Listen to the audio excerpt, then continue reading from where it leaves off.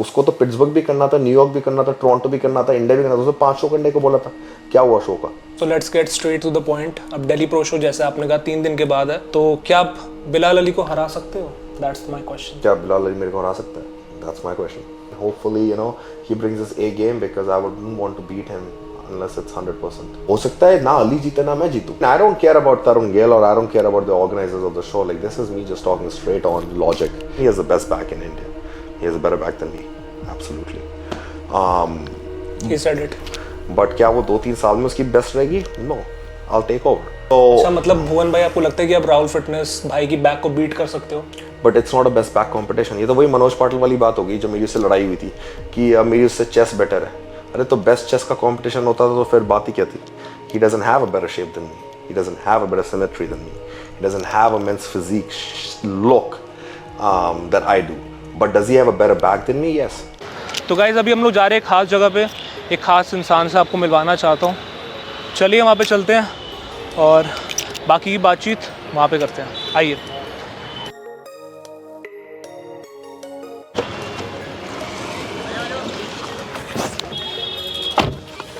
Okay guys, तो अभी 6:20 हो चुके हैं और चलते हैं अपने डेस्टिनेशन पे. आप लोगों को साथ में लेके चलते हैं.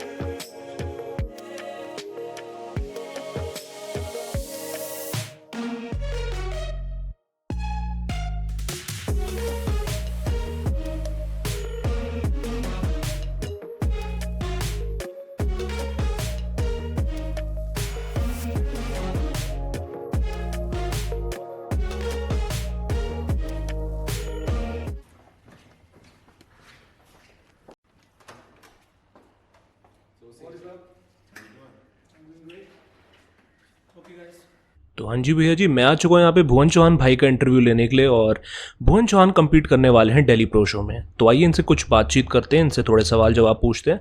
कैसा लगा आप लोगों को इंटरव्यू? आप लोग आगे जाके कमेंट कर सकते हो. तो चलिए हम लोग इस इंटरव्यू को शुरू करते हैं. ओके गाइस, फाइनली मैंने तो नहीं सोचा था कि ऐसा मोमेंट आएगा, but finally it's happening. Channel पर आ चुके हैं भुवन भाई, the last time defending champion of Mumbai pro show. ये ओवरऑल टाइटल वहाँ पे जीते थे एंड फाइनली आज इनके साथ हम लोग इंटरव्यू करने के लिए आए. सो वेलकम भुवन भाई, how are you? Thanks, Aseem. Good. How are you doing? I am doing great. So आज हम लोग भाई के साथ बहुत सारे क्वेश्चंस पूछने वाले हैं, उनसे सवाल पूछने वाले हैं और देखते हैं उनसे क्या रिस्पॉन्स मिलता है. अब he will be competing in Delhi pro show in 2 days. पूछते हैं कि आप तैयार हो सवालों के लिए? Let's Okay, correct that. 3 days. थोड़ा जल्दी नहीं करना है. Okay okay. सो 3 days के अंदर भाई compete करने वाले, एकदम नॉर्मल हम लोग इंटरव्यू रखने वाले हैं. It won't be scripted, natural हम लोग बातें करने वाले. It's just like a debate. तो हिंदी में बात करेंगे because I know that you talk in English and you talk in very fast English. Hindi में बात करेंगे एकदम भाइयों की तरह. तो स्टार्ट करते हैं इंटरव्यू को. आप कुछ कहना चाहते हो फैंस को? नहीं, आई थिंक मैंने बोल दिया है. I think he is doing a good job. अच्छे वीडियोस बनाता है, कुछ थोड़े कंट्रोवर्शियल वीडियोस हैं. So but I think it's as long as आप लोगों को एजुकेट करना एंड अवेयरनेस बनाना is the goal. It's something जो हमारी इंडियन इंडस्ट्री में इट्स समथिंग लैकिंग, जो मैं चाहता हूँ. Like I try my best you know to be like as honest and raw. कई लोग को पसंद आता है, कई को नहीं आता. That's how it is. But I think that's what his approach was in the very beginning, and then it kind of like got in the, you know, masala, and then he's kind of like changing it back into that. So I really like that. So I think ये interview good time पे हो रहा है, जहाँ पे I think हम उसी बारे में बातें करेंगे वहाँ कि क्या क्या चीज़ें इंडस्ट्री में हैं, कैसी मेरी जर्नी है, you know, honest, raw, बहुत सारी real चीजें stuff, बात होने वाली है. instead of like all the masala stuff, you know, that I don't really believe in, and I think he also probably doesn't want to hear that from me. So अच्छा है. So let's get this started and make some good content for you guys. बहुत अच्छा content बनेगा और बहुत सारे सवाल मैं पूछना चाहता हूँ भुवन भाई से, बिकॉज लास्ट ईयर भी मैं चाहता था इंटरव्यू लेना, बट कैसे हो गया? I mean how it's happening. Body building insider पे भुवन चौहान कैसे आ गया? आई मीन आपने कैसे एग्री किया? बिकॉज लास्ट ईयर भी मैंने भुवन भाई से काफ़ी कोशिश करी थी इंटरव्यू लेने की, बट नहीं हो पाया. तो अब कैसे हम मान गए? हाउ डिड यू, मतलब कैसे हो गया सब कुछ? I think the content he was making last year, I was taking it personally. So क्योंकि मैं पहले देखता था YouTube. अब मैंने पिछले 8 महीने से आ रहा हूँ, मैंने YouTube में गया भी हूँ, तो मेरे को पता नहीं कि क्या बना रहा है नहीं बना रहा है. But the thing is, over the last 6 to 7 months, I felt कि I'm hoping कि इसने, I mean, he's not making anything negative, and I think by doing this, it just gives me a broader audience, जो लोग जो असीम का channel देखते हैं, जो मेरा देखते हैं, you know, I think to talk more about the industry journey and things like that, I think it's helpful for the industry. And last time मैं आया था मैं ज़्यादा, I would definitely say that I was more busy than I am this year. मैं थोड़ा ज़्यादा relaxed हूँ, and the timing of when he approached me, 3 days out today, like I just started my carb up today, came here, 45 minutes flight, Mumbai की 4 घंटे की flight थी, lot more stressful. First time मैं India में मैं you know expo में compete के साथ साथ कर रहा था, I was like there were so many factors, मेरा दिमाग खराब हो गया था, I was so much under stress. This time I'm more relaxed. So his answer जो question है कि you know आप क्यों इंटरव्यू दे रहे हो 2-3 महीने 2-3 दिन पहले अगर आप इतना टायर्ड हो and all that, because Olympia में भी यही करना होता है. ओलंपिया में आप जाते हो, जो स्पेशली जो चैम्पियंस हैं, जो टॉप 5 रनर्स 3 रनर अप्स हैं, उनकी प्रेस कॉन्फ्रेंस होती है, उनके इंटरव्यूज़ होते हैं, सब कुछ होता है until 1 day out. That's when they get to have a full rest. तो we are 3 days out, same time frame है, आज भी और कल भी चेक इन और वो सब चीज़ें होंगी. So I think these 2 days I'm comparing कि ओलंपिया में क्या होता है. अभी आपके बारे में बात करते हैं, थोड़ा इंट्रोडक्शन आप दे दो फैंस को. यू नो कई लोग होते हैं जो इंडियन बॉडी बिल्डिंग फॉलो करते हैं, जो शायद आपको नहीं जानते होंगे. आप अपने बारे में थोड़ा ब्रीफ इंट्रोडक्शन दीजिए about your achievements and what have you done in body building. So I think लोगों को पता है, my name is Bhuwan Chauhan, मैं दिल्ली में ही पैदा हुआ था, and then I moved from Delhi to few different cities. मैं अपने काफ़ी जगह गया, फिर मैं अपना हाई स्कूल अपना गुड़गांव से मैंने किया. हाई स्कूल के टाइम पे जब मैंने बाहर जाने का एग्ज़ाम्स दिए, मैंने IIT के भी एग्ज़ाम दिए, SAT भी दिए, सब कुछ दिए. then I got बहुत अच्छी मुझे स्कॉलरशिप मिली 2 यूनिवर्सिटीज़ में. एक थी टेक्सास A&M और एक थी यूनिवर्सिटी ऑफ अल्बर्टा कनाडा में मुझे ज़्यादा स्कॉलरशिप मिली, तो I could not afford anything than getting scholarships. तो मैंने वो चूज़ करी, और उसी टाइम पे I started doing the whole body building thing. So gym में जाना, एब्स बनाना. धूम 2 से I was inspired. Hrithik Roshan, that's my inspiration. That and Goku from Dragon Ball Z. लाइक मैं ड्रैगन बॉल जी देखता था, मुझे वो बॉडी बनानी है. तो मैंने ऋतिक को धूम 2 में देखा, मैं like that's what I want, right? Still Goku और Vegeta? It's always Goku. Ultra instinct from me, but I think Gohan Beast is second. Like definitely, I think second best. He was a favorite character, but उसको बिल्कुल दबा दिया था. He's a good guy. Finally, उसको दोबारा वो किया. I feel I relate to him because of that education background and the having that that strength in him and the physique and everything. So, but yeah, that's where my bodybuilding started. मैं जाने से 2 महीने पहले यहीं पे actually Jaipur में ही मैंने start किया था, because मेरे मामा के मैं अपने नानी के यहाँ था, and then he used to go to the gym. So मैंने उनके साथ ही joined the gym. 2 महीने मैंने किया. I was just a skinny kid. और फिर वहाँ जाके मैंने और अपनी खुद रिसर्च करी, सब स्टार्ट किया, मैंने कम्पीट करना शुरू किया on my pro title. What was your first show? It was Southern Alberta show in 2016. So I did that to qualify for provincials. So basically regional level show था. Regional level से मैंने qualify किया state level पे. State level मैंने 2 हफ्ते के बाद किया, and then I won that to go to nationals. National मैंने उस साल नहीं किया because I thought I need more size. मैंने next year किया, and then I got my pro card. So उसके बाद then obviously I went to Olympia in 2019, and that's pretty much my journey so far.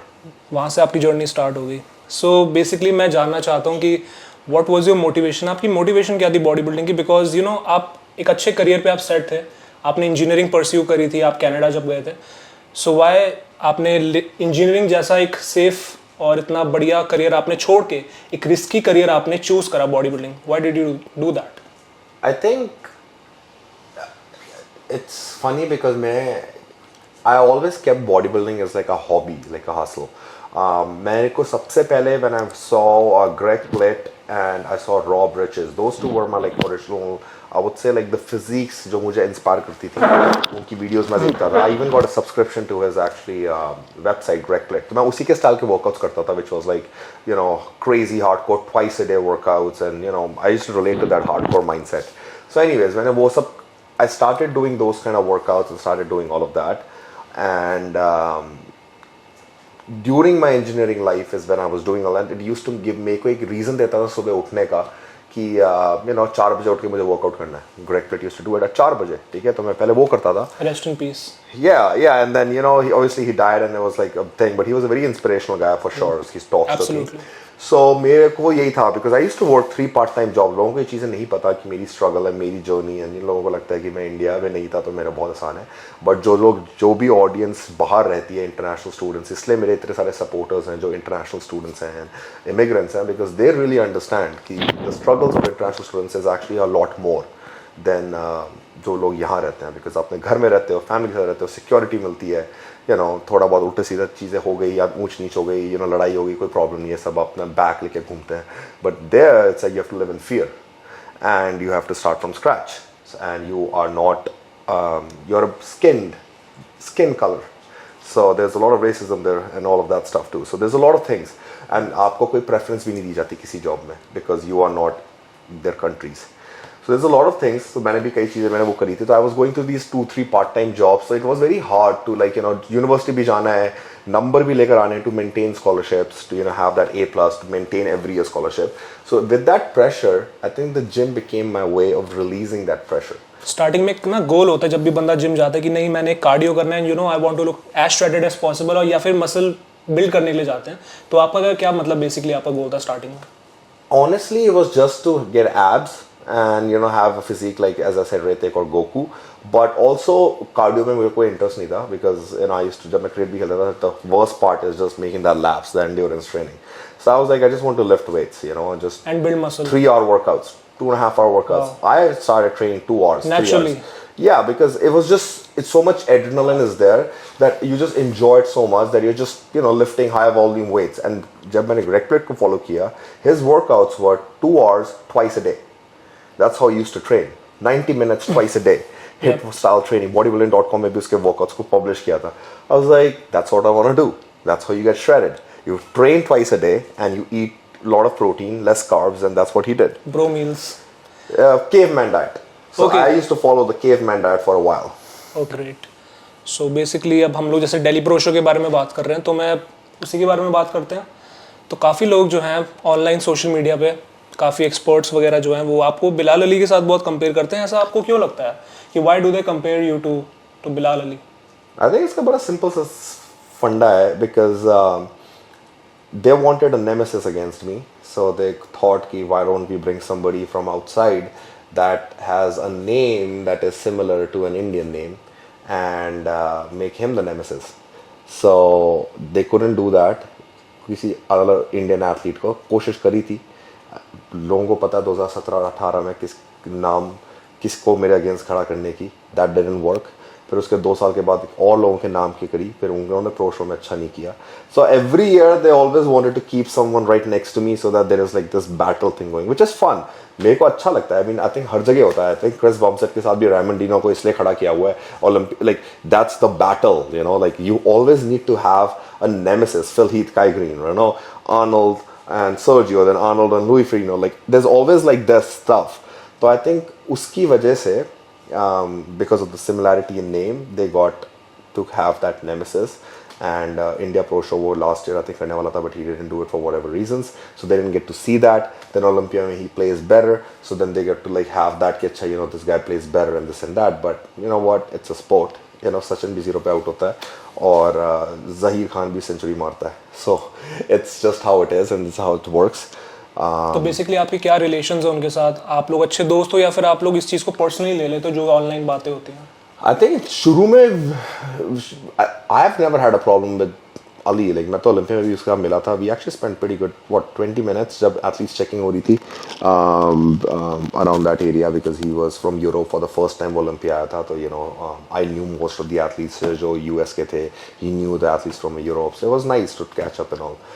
But I think ये जो YouTubers, thanks to the YouTubers to create the content, the rivalry and all that drama and stuff. I think at some point I got sucked into that, or I'm pretty sure वो भी उसके अंदर suck in हो गया था because what they used to do is जैसे मैं अगर कुछ बोल रहा हूँ लाइव में, तो अगर मैंने पूरी कन्वर्सेशन मैंने बोली है 4 मिनट की, कुछ को मैंने आंसर किया है, उसमें से 10 सेकंड निकाल के डाल दिए, तो द अदर पर्सन को ये लगता है कि मैंने वो बोला वो 10 सेकंड वाली चीज़, बट मैंने कॉन्टेक्स्ट में बोल रहा हूँ, पूरी एक्सप्लेनेशन तो दे दो.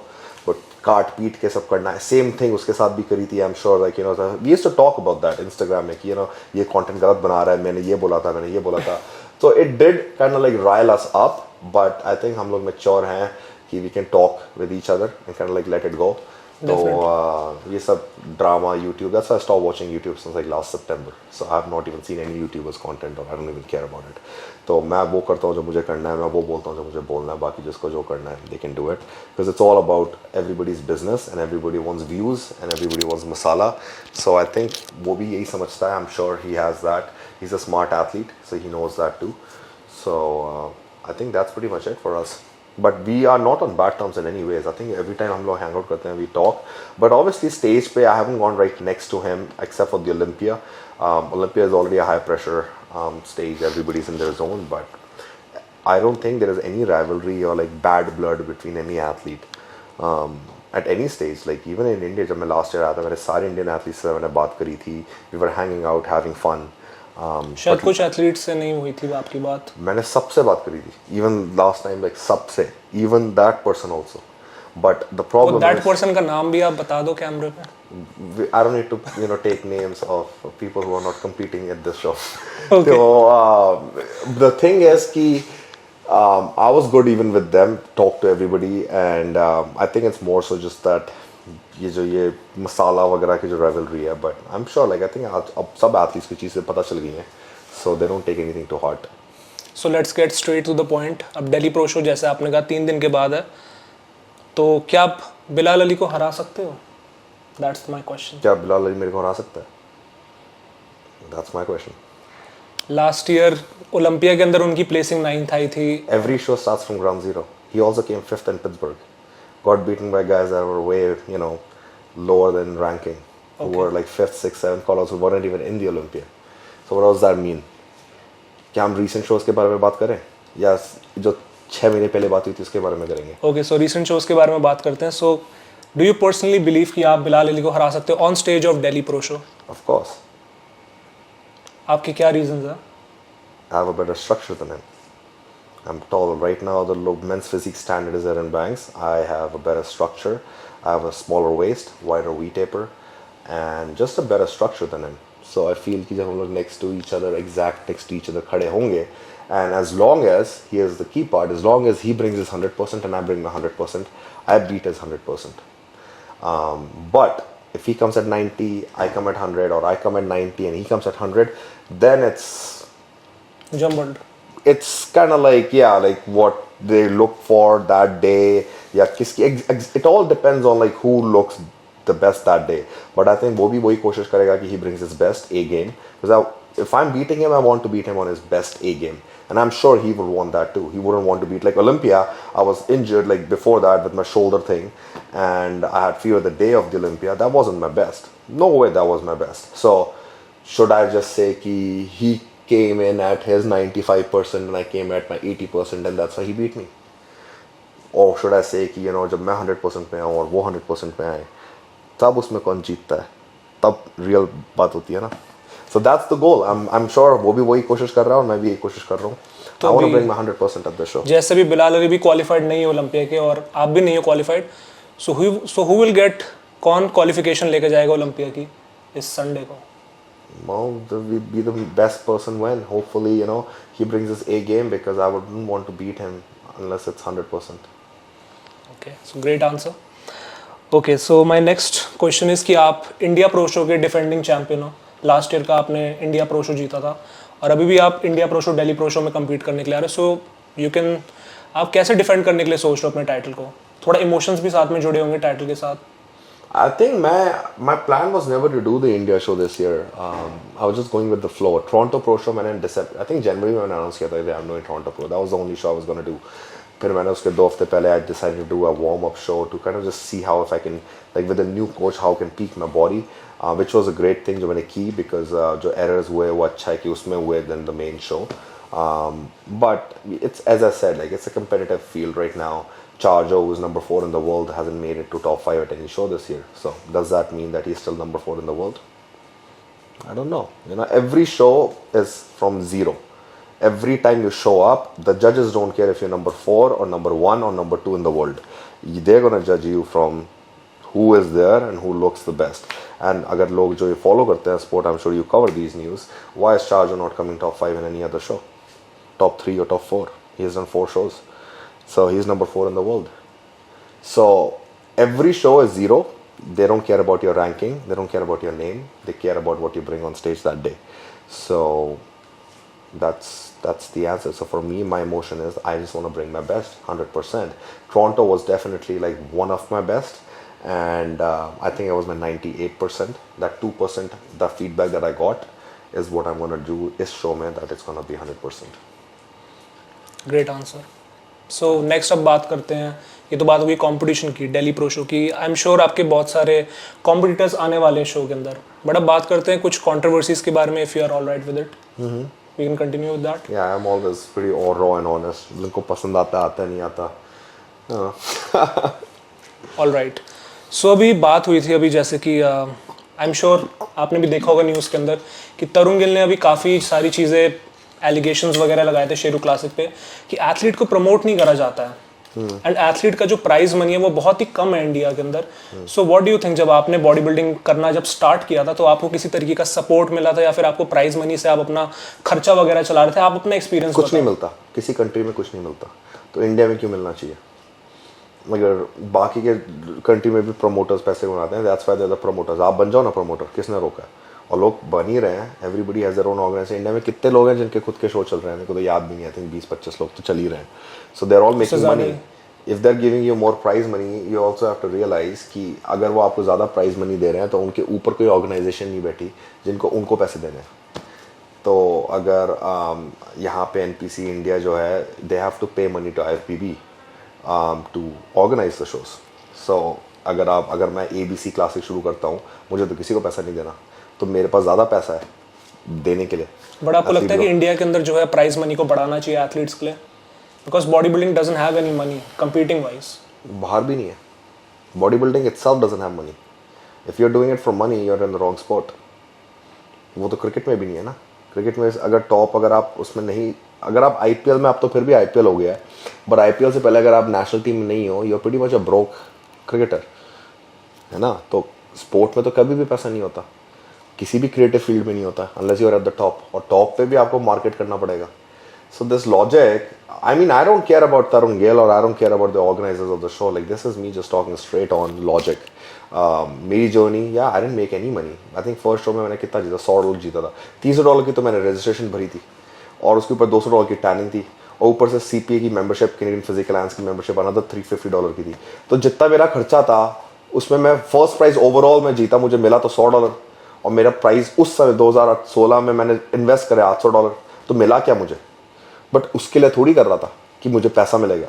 मेरे को तो ये था, मेरा पैशन है, मैं अपनी I want to like come win my show, and उसके बाद मैं अपना जाऊँगा अपना म्यूजिक फेस्टिवल वगैरह में अपने. आई am doing it because I enjoy it. किसी ने मुझे फोर्स मेरे को ये थोड़ी बोला कि तुम you need to do this and आप इसको अपने इंजीनियरिंग करियर से बेटर बना दोगे. हमेशा से इंजीनियरिंग करियर था, बल्कि मैं तो उसके 1 साल बाद भी, अगर मैं फेल हो जाता एज अ प्रो एथलीट, अगर मैं नहीं पैसे कमा पाता, मैंने अप्लाई कर देना था इंजीनियरिंग जॉब में, फिर भी मैं pro athlete, I would have still continued competing always. अभी भी हैं, सारे लोग करते हैं. चार्जो आज भी मिलिट्री एक्टिव फोर्स में है. यू नो, जेसन मेरा जो बहुत अच्छा फ्रेंड है, he has a 9 to 5 job. जो मोंजी टॉप 10 था वो 2021 में, right, number 9 in the world. He has a full time job जो वो करता है, मंडे टू फ्राइडे 9 to 5. वो आज भी कम्पीट कर रहा है. 3रा शो है इसका, अभी तक क्वालिफाई नहीं किया. इस वीकेंड करेगा कोरिया में. Taking days of from work. ये लोग वेकेशन नहीं जाते, मैं जानता हूँ ना, मेरी बात होती है. वो अपने सारे वेकेशन डेज अपने पीक वीक में लेते हैं. ये आप में है, अगर आपकी ये माइंडसेट है तो आप करो compete, because you are doing it for passion. Nobody makes money. उनके पास भी सप्लीमेंट कंपनीज है जो उनको प्रॉब्लम $300 देती है, $400 देती है. उसमें से तो आपका हफ्ते का भी खाने का बिल नहीं निकलता. That's how much they make. So ये लॉजिक, जब number 9 in the world and number 4 in the world को फुल टाइम जॉब करने की जरूरत पड़ रही है, तो यहाँ के जो प्रोज हैं और ये जो एमेचर एथलीट्स हैं, हाउ कैन दे एक्सपेक्ट कि they are gonna make any money, जब बाहर के कोई नहीं बना रहा. बल्कि US is the fitness industry, right. US is the hub of fitness. How many of them actually make money? और जो मनी बनाते हैं वो compete थोड़ी करते हैं. Very rarely. एक क्रिस बम्पसेट को छोड़ के there is nobody that you will see that is making really good money. Sadik, Ryan Terry, these are guys competing since 2013. That's why they are able to make money. बाकी मुझे आप किसी का भी नाम बता दो, मैं आपको बता दूंगा उनका जॉब क्या है. तो भुवन भाई, मैं चाहता हूँ कि आप एजुकेट करो जो अपकमिंग एथलीट्स हैं जो कि स्पोर्ट के अंदर घुसते हैं टू अर्न मनी. क्या आपको लगता है कि मनी कमाया जाता है? I'm going to say it straight up, लोगों को पसंद नहीं आएगा, but this is not a field to make money. there is a 0.00001% chance that you may be able to make money enough to sustain a full lifestyle जो आपको दिखती है Chris की या सदीक की या रायन टेरी की या इवन मेरी भी अगर आप देख लो, बट मेरी लाइफस्टाइल कोई बहुत डिफरेंट नहीं है. ऑनेस्टली मेरे जो इंजीनियर दोस्त हैं they are actually making probably more money than I am, जो ऑयल एंड गैस इंजीनियर्स हैं, क्योंकि 6 साल के 7 साल के एक्सपीरियंस के बाद I would have become a manager by now. My package would have been $400,000 to $500,000 a year plus bonus plus shares and stocks. That's more than what I make.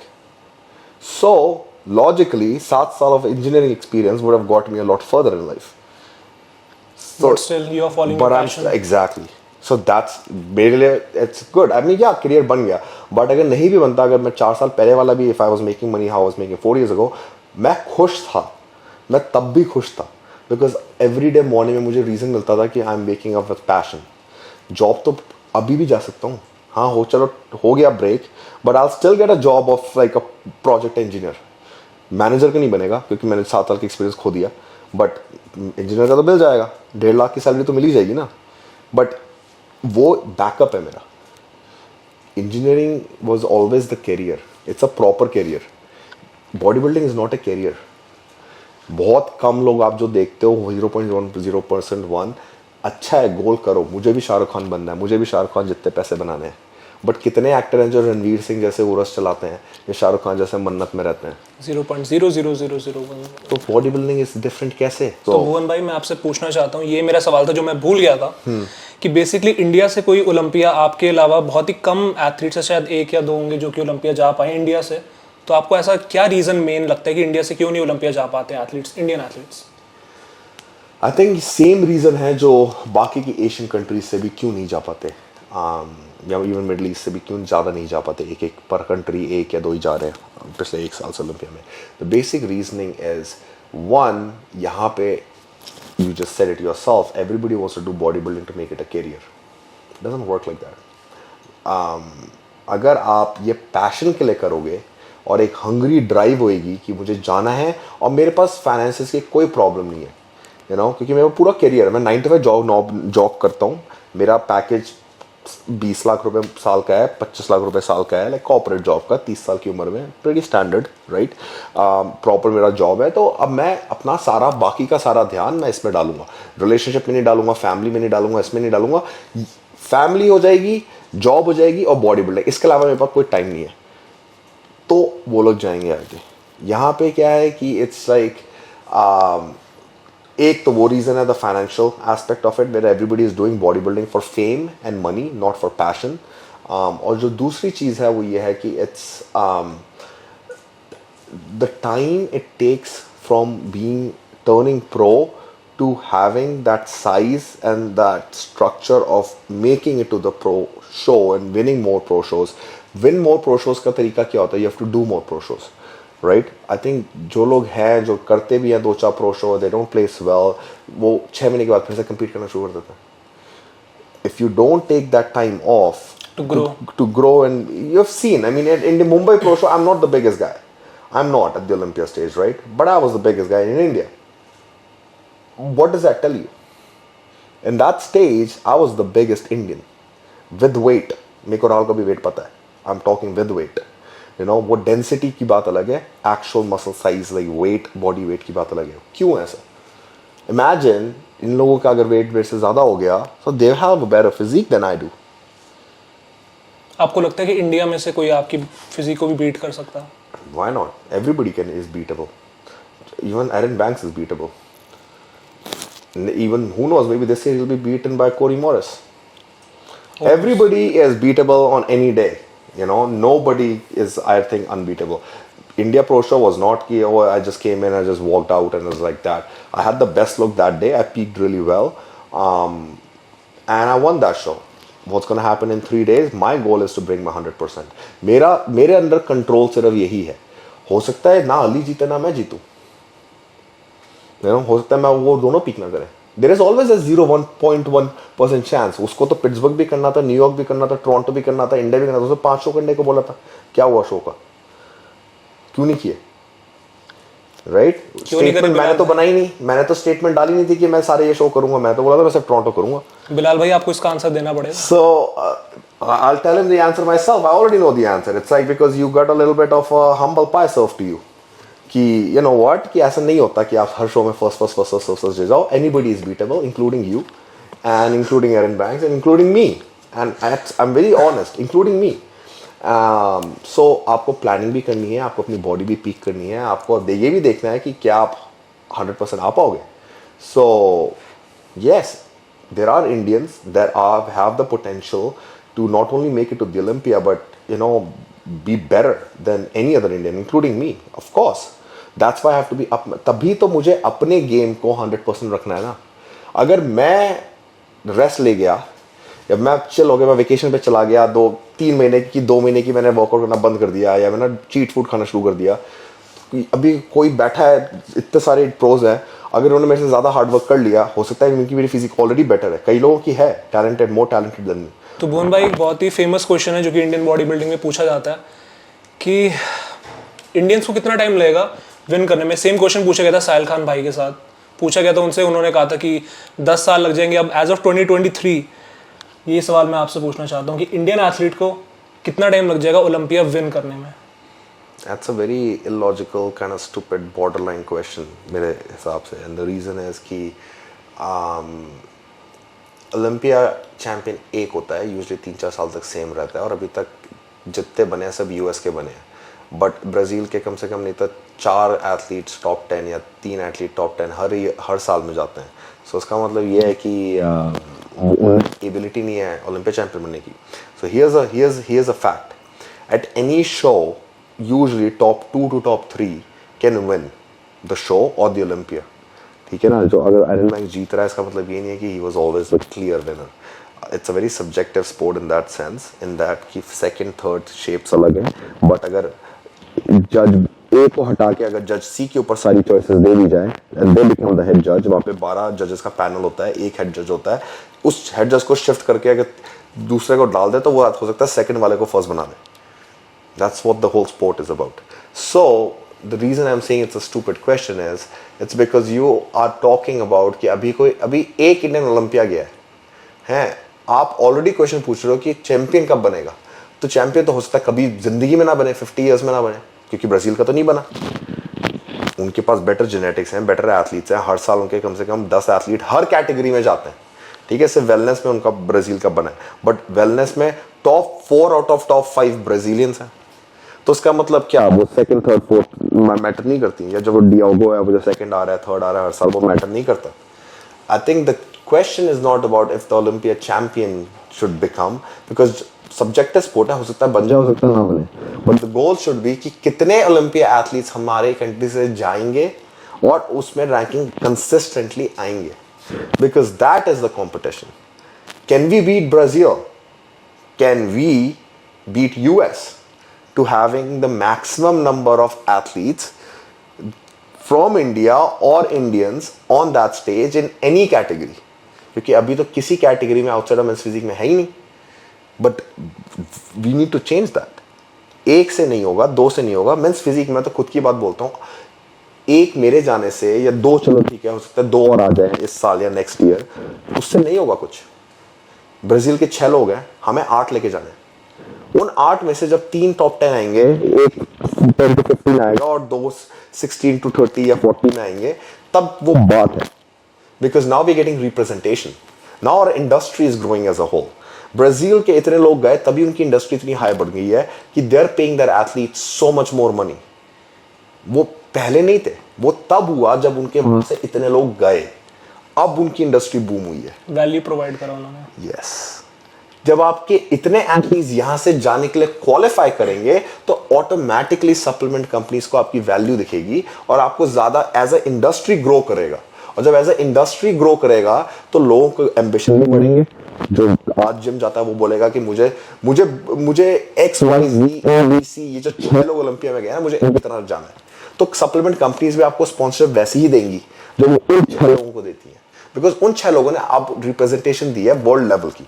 सबसे बड़ा सवाल है, और इसी के साथ मेरा नेक्स्ट रिलेटेबल क्वेश्चन है। आप जैसे बात कर रहे थे कि कितने इंडियंस जाने चाहिए, तो आपके हिसाब से भुवन भाई इंडिया से फिलहाल मेंस फिजिक एथलीट्स जो हैं आपको किस में सबसे ज़्यादा पोटेंशियल नज़र आता है? इवन सैम, राहुल भाई हो गया, आप अपने फेवरेट एथलीट्स बताओ जो जा सकते हैं Olympia.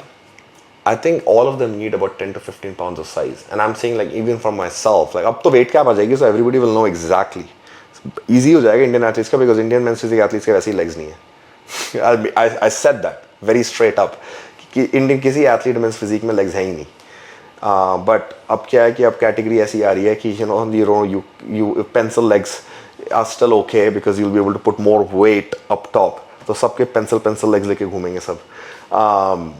But hopefully they'll come up with another regulation. जो वो मेरे को पता है, Tyler has already announced that they are going to go for shape, lower body shape, even with the weight cap. कि अगर बिल्कुल आपके leg नहीं है और आपकी बस वो जॉनी ब्रावो वाली body है तो आपको वैसे ही नहीं जीतने वाले हो. So coming back to the point, I think with the weight cap, every Indian athlete from every height division that is a pro will know exactly how much size he needs.